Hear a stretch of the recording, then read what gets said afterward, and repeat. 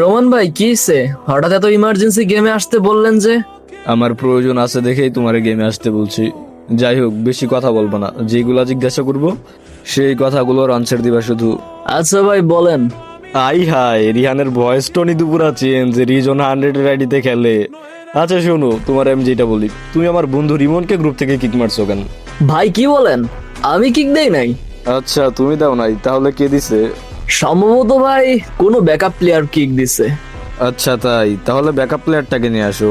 আমিও তো দেখি কে সেই ব্যাকআপ প্লেয়ার যার এত বড় সাহস আমার বন্ধুকে গ্রুপ থেকে কিক দেয়। ভাই আমি সত্যিই জানি না কে কিক দিছে। আচ্ছা তাই নাকি? বিষয়টা এমন হয়ে গেল না, এক বাড়িতে চুরি হয়েছে, ওই বাড়ির সবাই জানে চোরটা আসলে কে, কিন্তু চোরের ভাই বলে আমি চোরকে চিনি না। রোমান ভাই কথাটা কি আমাকে মিন করে বললেন? কি দিন আসলো, রিহান বলে ভাই আমাকে মিন করে বললেন? তোমাকে মিন করতে কেন যাব, তোমারই বলছি কথাটা। সরি ভাই, আমার এক বন্ধু রিমন ভাইকে কিক দিছে। এই তো ভালো ছেলে, সবকিছু কি সুন্দরভাবে বলে দিল। এখন ভাল লাগতেছে, মনে হচ্ছে উপর থেকে মেসেজ দিচ্ছে তোমারে আইডিতে খেলতে দিবে না।